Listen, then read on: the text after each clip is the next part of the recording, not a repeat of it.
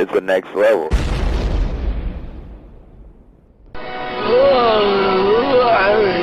Jeepers, what is it, Augie Ben Doggy? Did you feel a great disturbance in the force? As if millions of voices cried out in terror and were suddenly silenced? No, just a little headache. Hello, computer.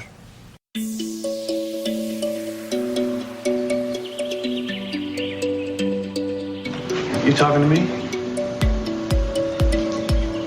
You talking to me? What are we talking about? You shut your mouth when you're talking to me. I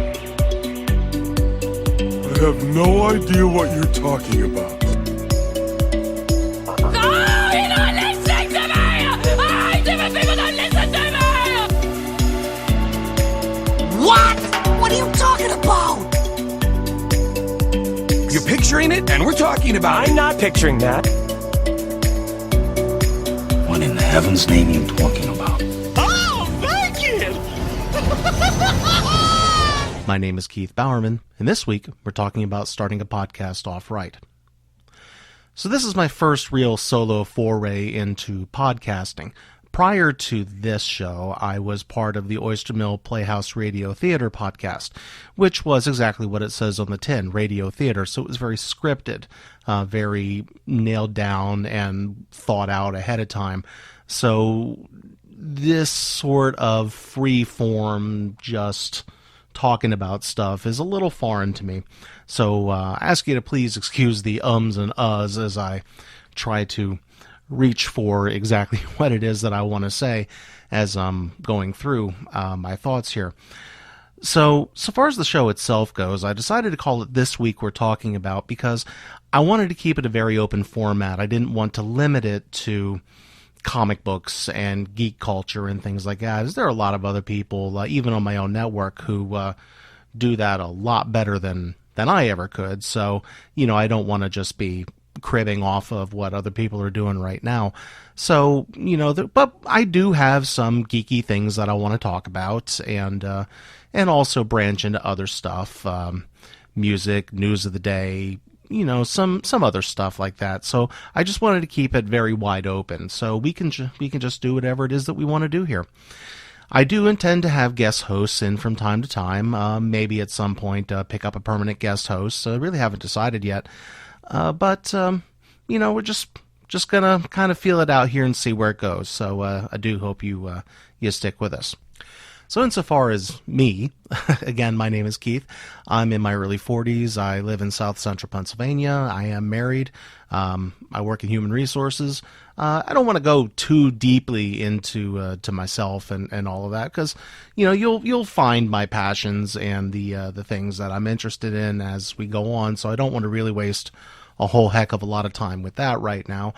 Suffice it to say that I act as a hobby. I'm in a bit of a semi-retirement right now because I have too much other stuff going on, but I do hope to get back to that eventually. I am currently producing a show and doing some poster art and graphics design for that. So that's fun. It keeps me busy.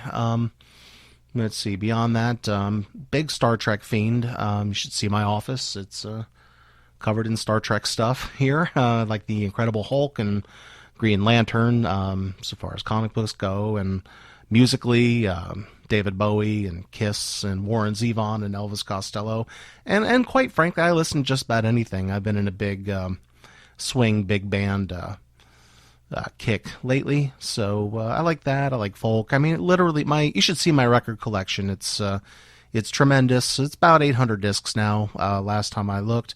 And it does run the gamut. So I like to think that I'm pretty well versed in a lot of different musical styles. So hopefully some of that will come out as we go on.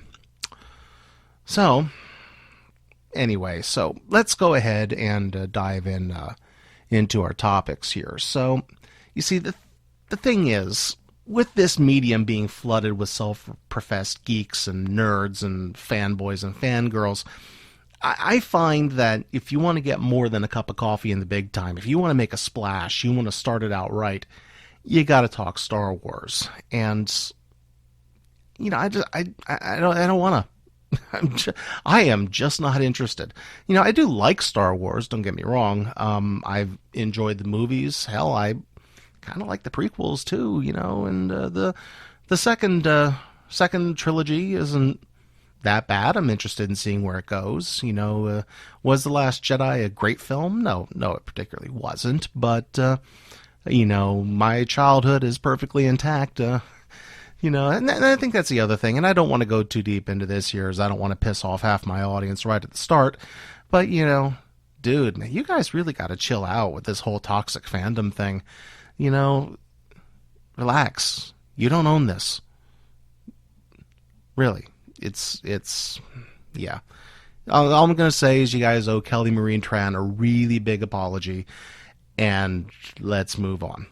All right. So how do I establish my geek credentials without giving in to talking nonstop about the monolithic behemoth that's Star Wars? So after doing some thinking about it here, and I'm sure if you heard the intro, you've kind of twigged onto what I'm actually going to do, and let's talk about some Star Wars parody films. So first off, I think I want to start with talking about Hardware Wars, the great granddaddy of them all. Hardware Wars, a spectacle light years ahead of its time. Starring Fluke Starbucker, intergalactic boy wonder. Augie Ben Doggy, venerable member of the Red Eye Knights. Princess Android, interstellar damsel in distress. Ham Salad, ace mercenary pilot and intergalactic wise guy. Darth Nader, villain. See incredible. So let's go back to May 1977. The original Star Wars film hits hard, very quickly becoming a sensation. And cut to 32-year-old Ernie Fossilis, an animator and director best known for satirical short films such as The Hindenburger and animated spots for Sesame Street. And over lunch one day with his filmmaking partner Michael Weiss, Ernie came up with the idea to make a parody of a coming attractions reel for Star Wars, which featured household appliances as spaceships. So, taken with the idea, the two gathered a crew, a budget of $8,000, and set out to make their goofy little film. The film starred Scott Matthews, Cindy Fergach, Jeff Hale, Bob Knickerbocker, and Frank Robinson, with Fossilis appearing in random roles. Only having been made a scant few months after Star Wars was released, the cast reportedly had no real understanding of the project and no concept of the juggernaut Star Wars was to become. Point in fact, Cindy Fergach had stated in a later interview that she was in an altered state, quote, end quote, when she actually saw Star Wars, so it wasn't until years later that she finally understood many of the details involved in Hardware Wars. Now, Fossilis made good at his original pitch by employing steam irons, toasters, and egg beaters as spaceships, a basketball for a planet, and a waffle iron in place of the Death Star. In fact, he played up the cheapness of the effects so much he credited them as special defects, and he overlit the models on purpose so that the wires became plainly obvious, and actually adding more wires than were really necessary. The film's stand-in for R2-D2, Artie Deco, was played by a canister vacuum. The land speeder became a 70s beach buggy. Stormtroopers are now little cabinets called steam troopers. Electric drills stand in for blasters, and lightsabers were simply just firing off a flashlight inside of a fog bank. Another thing I should point out here is the film's stand-in for C-3PO was simply a fellow in a Tin Man costume from The Wizard of Oz wearing sunglasses named 4Q2. Now, I want you to pause the podcast and say that 5 times fast. You're welcome. It took me decades to get that joke. The absolute masterstroke, though, with this film was the fact that Fossilis was able to secure the talents of Paul Frees as the narrator for Hardware Wars, as Paul Frees also did the narration for the trailer spots for the original Star Wars. A long time ago, in a galaxy far, far away. Here they come. Star Wars. Coming in too fast. An adventure unlike anything on your planet. It's an epic... Now, I don't know if there's a technical name for it or not, but I like to call these types of movies stupid comedy. It very heavily relies on the viewer having an intimate familiarity with the source material and then just goes to town with doing, frankly, just the dumbest shit they could think of with the material to try to get a laugh, like with the clip that I had played at the beginning of the film with the whole. Was there thousands of people crying out in the force in terror and were suddenly silenced, a bit from Star Wars, and it's, no, I just have a headache. And I'm sure that that's been done to death since then, but this is the original. That's where that came from. Another thing is the Princess Leia character in this film. Rather than having the iconic hairstyle done, she literally had cinnamon buns on the sides of her head.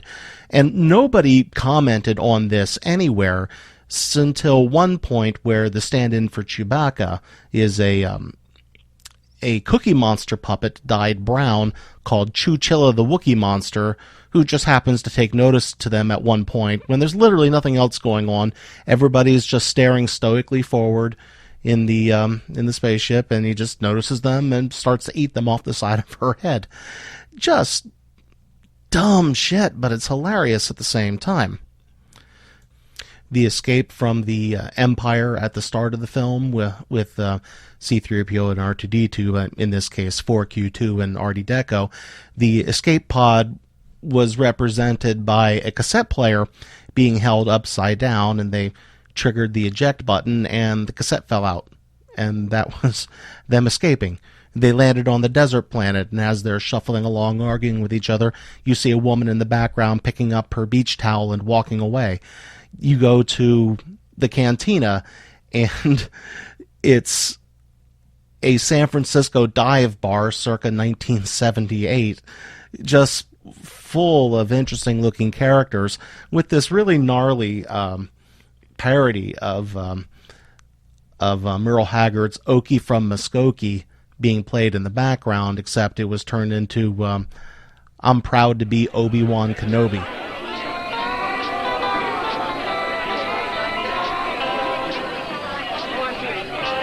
I'm proud to be old Obi-Wan Kenobi. There's our man. Now, I wasn't very old when this film came out, less than 5, really. So I can't really say with any major certainty exactly when it was that I first saw this. I know I'd seen it with my dad at some point because he was into this sort of goofy humor.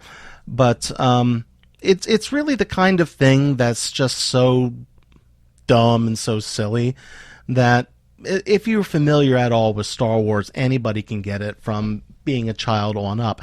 If there are any jokes that are really lost to time, it's the character of Darth Nader, who is your Darth Vader stand-in, who is apparently a spoof on consumer advocate and vanity presidential candidate Ralph Nader, who rose to prominence in the mid-'60s for his book Unsafe at Any Speed, The Designed-In Dangers of the American Automobile. The real joke with Darth Nader was the fact that nobody could understand anything he was saying. He was threatening Planet Basketball with destruction at one point, and as he's going on and on and on about what he's going to do, the Leia stand-in is sitting there going, I can't... Does anybody know what this guy is saying? I don't get it. I don't understand what you're saying. I can't understand you. Are you talking to me?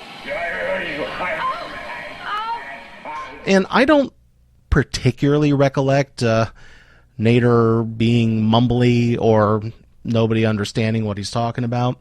So, that's one I kind of shrug at. So if anybody's familiar with Ralph Nader back in his consumer advocate days, or if you want to chime in and explain that joke to me, I'd really appreciate that.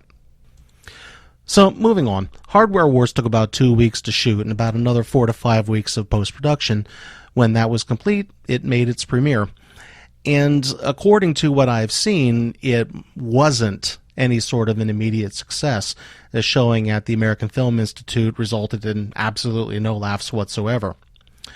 According to stories I've seen, the producers and Fossilus and others had gone out to a restaurant then in San Francisco immediately afterwards and were bemoaning the disastrous showing that they had when a waiter said, well, why don't you just show it to us here? And apparently they pulled out the projector, turned off the lights, and they showed it to the people who were eating dinner that night, and by all accounts, they loved it. It basically then sort of turned into a late 70s version of what today we'd call a viral film. But since there was no YouTube or anything like that at the time here, basically it was a word-of-mouth thing. The word spread, they got a distribution deal with Pyramid Films, and then the next thing you know, the film is being screened everywhere. Hospitals, schools, military bases. One of my earliest recollections of actually seeing this film was at a Boy Scout camp here in Pennsylvania. It was at the Daniel Boone Homestead. This would have had to have been in the mid to late 80s somewhere. So that's just how it got around. And then eventually they got a theatrical screening by the end of 78, and apparently it pulled in almost $500,000 in rental and box office receipts, won a whole mess of film festival awards, and the most popular short film at the Chicago Film Festival in 78.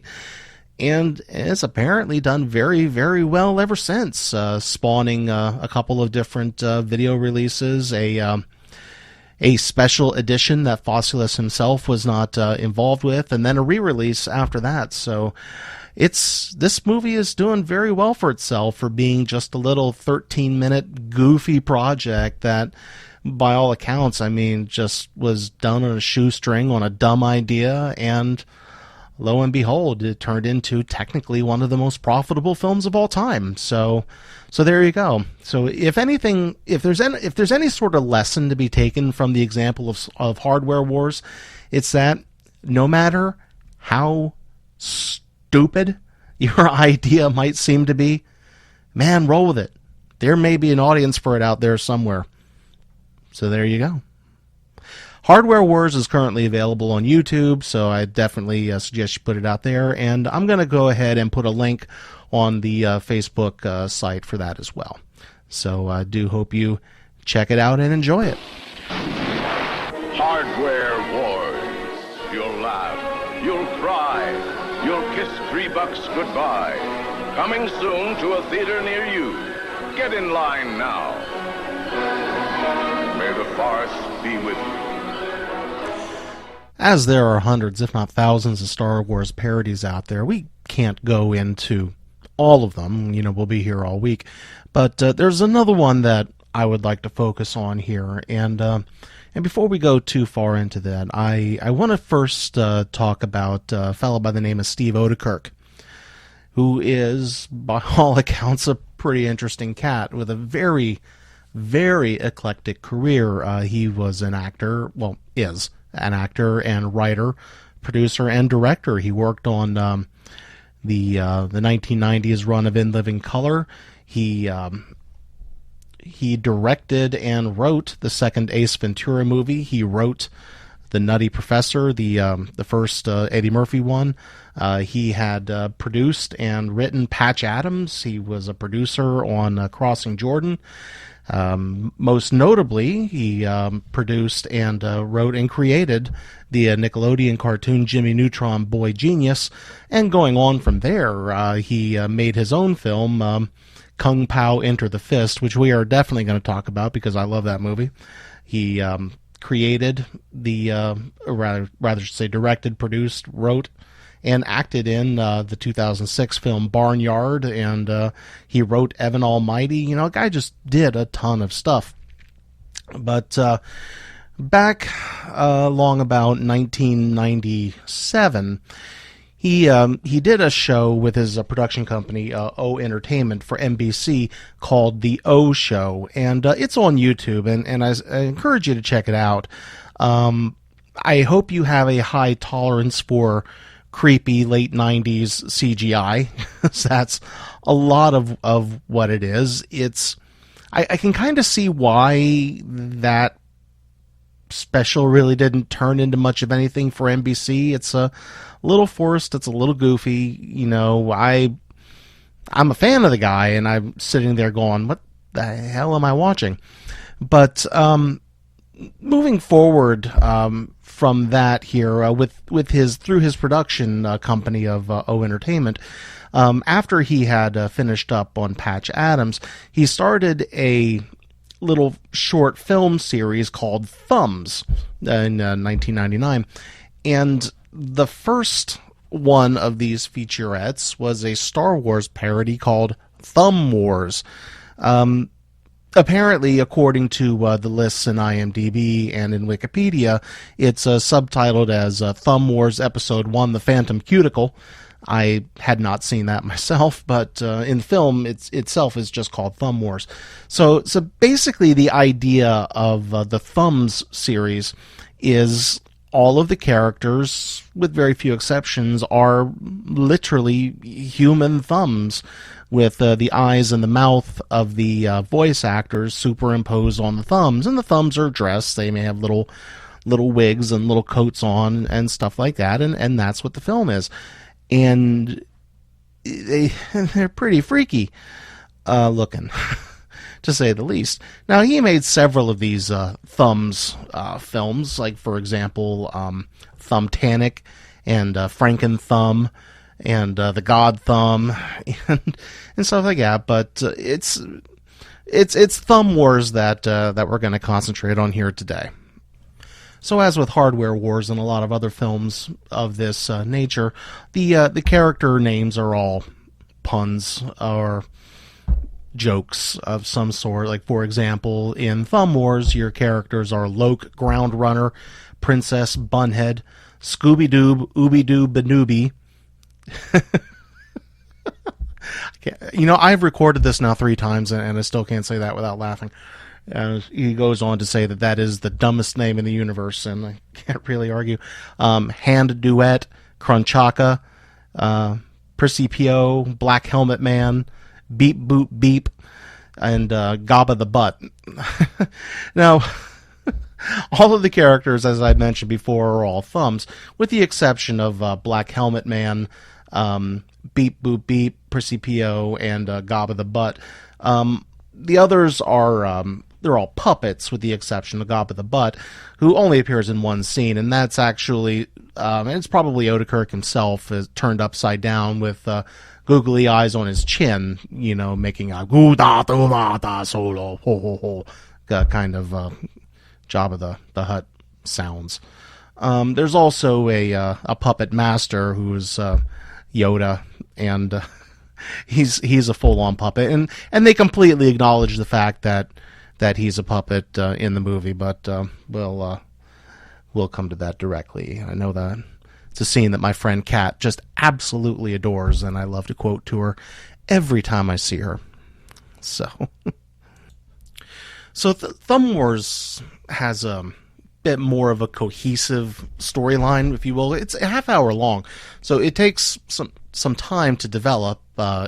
Well, not a lot of time or a lot of development, really, but it's more than just the trailer than the way Hardware Wars was. So you have you know what? I'm not even going to bother to try to explain it. Let's just jump into the film. So you have your opening crawl here. It goes on to talk about it's a great time of unrest in the universe. Using the nail side of the power of the thumb, the evil Thumpire has taken a stronghold in the Sakal region of the Egriog sector, which I think is actually a deep Star Wars reference. So if there are any nerds out there, explain that one to me, please. But anyway, they call themselves the Thumbellion, and it's goofy. The Death Star is never named. They always just keep calling it the big dangerous weapon thing, and it can blow stuff up, and that's literally all they ever say about it. So we start with the capture of the princess and Princess Bunhead, and Black Helmet Man showing up, and Loke is complaining to his aunt and uncle about wanting to be useful, and the whining is really over the top here, to the point where the Uncle Owen character goes on to actually say, "What a whiner that kid is." So moving on, then the two robots get captured by the freaky little hooded creatures. And what's it? Oh yeah, the big one is sort of effeminate and annoying, and I think the little one has an amputee inside. is what they say about him. So yeah, we're telling that kind of humor at that kind of level here. And I'm looking at my notes here, and I just realized I had it backwards. Ooby-doob, Scooby-doob-a-doobie. Wait. Ooby-doob, Scooby-dooby-ba-noobie. Yeah, that's it. the silliest name in the galaxy. So anyway, so after the sale of the digits, which is what they call the droids here, Loke runs off and meets up with Ooby-doob. Crying is for little girls, babies, and men who just had their ears ripped off. Then they go back home to find his aunt and uncle were clipped. I want to help more than anything, but my Uncle Soondead and Aunt Gunabite need me to help with the harvest. Wait a second. What are their names? Soondead and Gunabite? Oh my gosh! And they head off to the cantina to find a pilot, and they meet up with Crunchy and Hand Duet, who just launches into this bizarre impression name drop of a bunch of Harrison Ford films. A one-armed man killed my wife, Sabrina, a working girl. Now I'm a fugitive and in clear and present danger. I should be presumed innocent, but they're playing Patriot games with me. Raiders, regarding Henry, Blade Runner, Air Force One. I'm sorry, what was that last part? And they demand payment in girly giggles. I don't take money, only girly giggles. What do you mean? You've got to giggle like a girl. Half now and half when we reach Daldar. What if we should choose not to? Looks like you don't have much choice.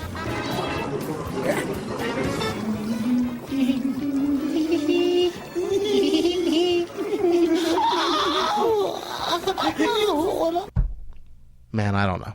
Girly giggles. so half now, half when they get to where they're going.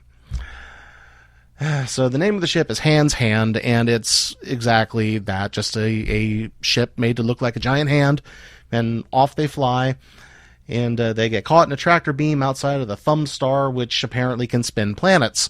And that's what it did to the Alderaan stand-in, which is a name I forget right this second. But you can't blow it up. He's like, oh, I'm not going to blow it up. I'm just going to spin it. Let's play Spin the Planet. And in this particular version of it, the joke is about millions of people becoming suddenly very nauseous. What is it, Ooby? I can feel the wailing of thousands of nauseous souls. The dim side of the thumb is gaining in strength. So once on the big dangerous weapon thing, Ooby-Doob and Black Helmet Man engage in a duel, and the lightsabers come out of the thumbs on the back, or the nails rather, on the back of their heads. So it's kind of looks like a version of thumb wrestling, and he's tricked into losing by Black Helmet yelling touchdown, and he throws his hands up in the air. And there was a whole lead up to the joke. It's very, very goofy, and my favorite bit of all this is Princess Bunhead. She just shows him, goes, I escaped somehow. Let's go. And with no other explanation, no other comment on it. She's just there. I escaped somehow. Let's get out of here. So they take off in Hand's Hand, and they go to hide in an asteroid belt. And Loke starts going on about how I feel like I should be here, and you hear this giggling in the background, and a really goofy looking version of a puppet Yoda shows up, who's on this asteroid, and agrees to train Loke in the ways of the thumb, after spending a couple minutes talking about the fact that he's a puppet, apropos of nothing. I am a puppet. I'm sorry?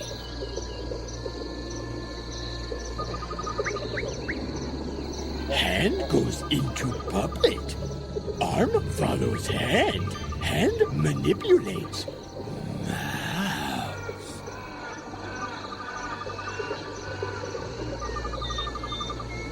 I'm not following. Beneath the floor, The man does control me. Yes. I feel in my spirit that I am to train under you. So, one of the running gags here is that to learn the ways of thumb here, touch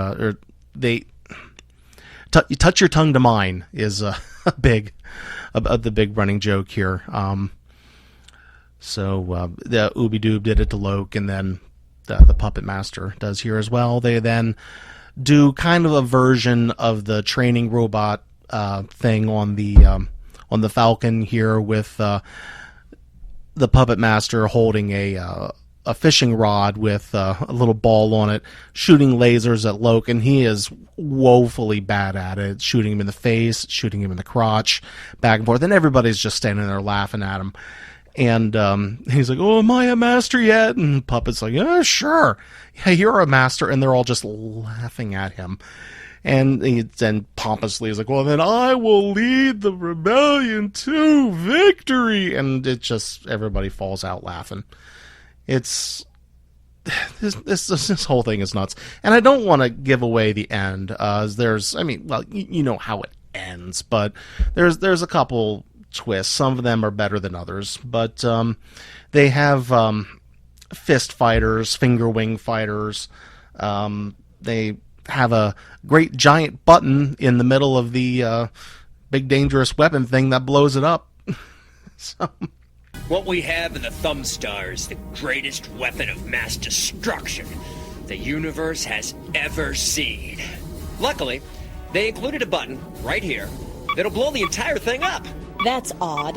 Why would they include a button that could destroy their entire station? You got me. If I was designing it, I would have left that out. How will we find this button, sir? That's the best part. They built this corridor that leads right to it. You just zip in, follow a straight line, and fire. Why would they do that? You got me, but isn't it great?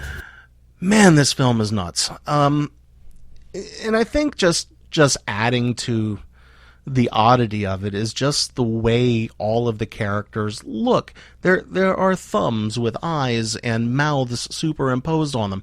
And I guess probably the best correlation I can draw is if you're familiar with that annoying orange that was around for a while. It's just sort of the same concept.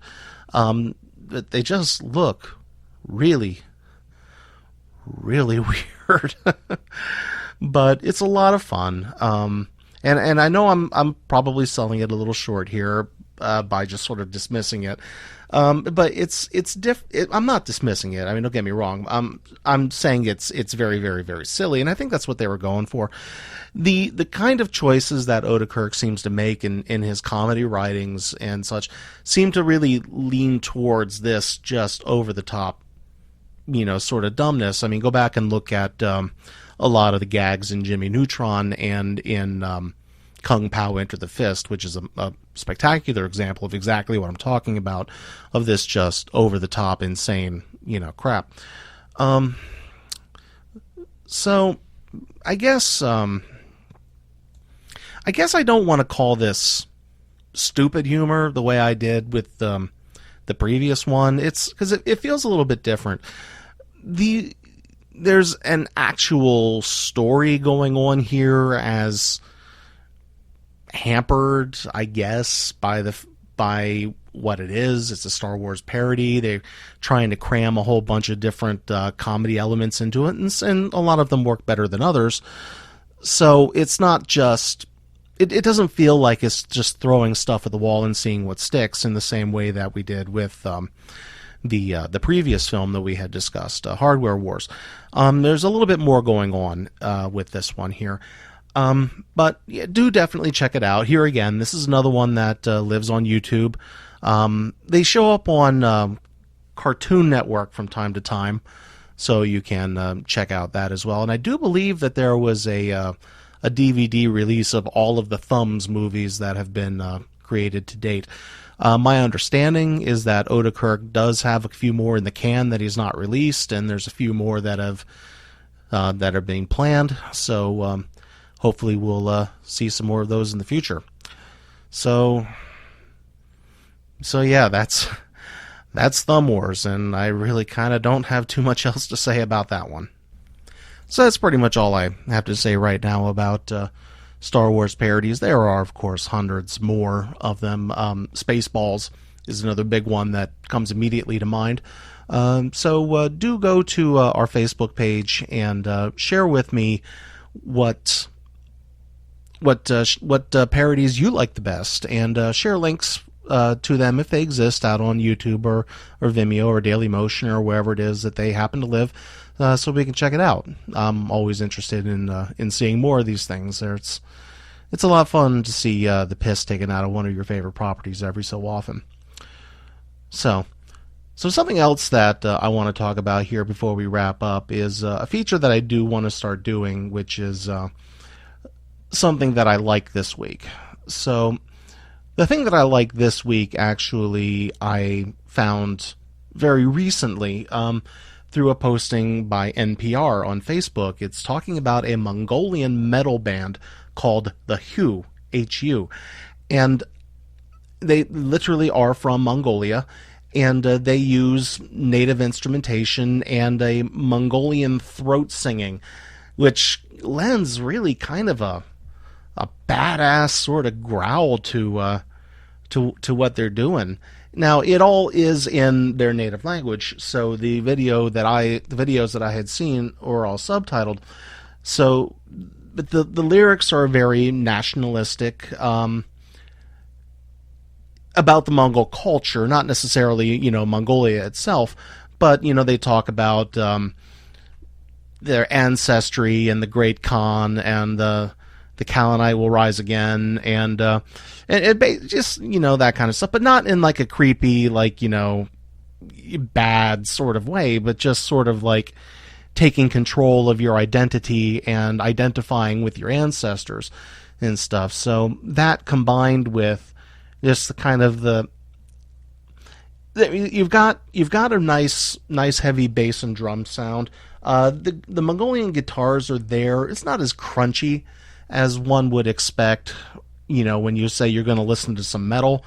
Certainly not anything on like the Metallica, early Metallica, Anthrax end of the scale, but it's melodic, and it's badass. I mean, within a couple of seconds of listening to it, I found myself bobbing my head and really sort of getting into it.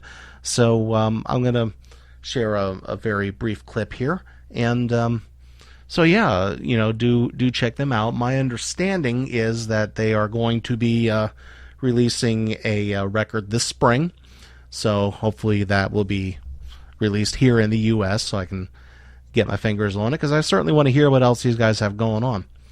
So this little clip that I'm going to play, which if I grab the correct mouse, I have two of them here because I'm working on two computers at the same time.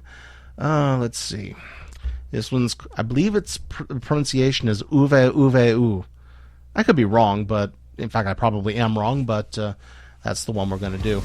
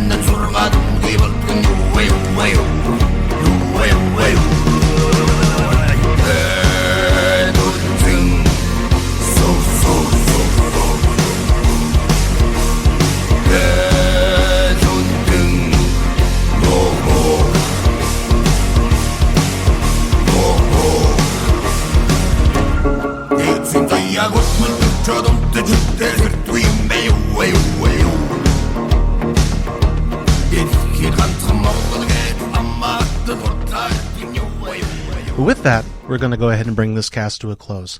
I thank you very much for joining us on our maiden voyage, and we hope to have you back with us next time.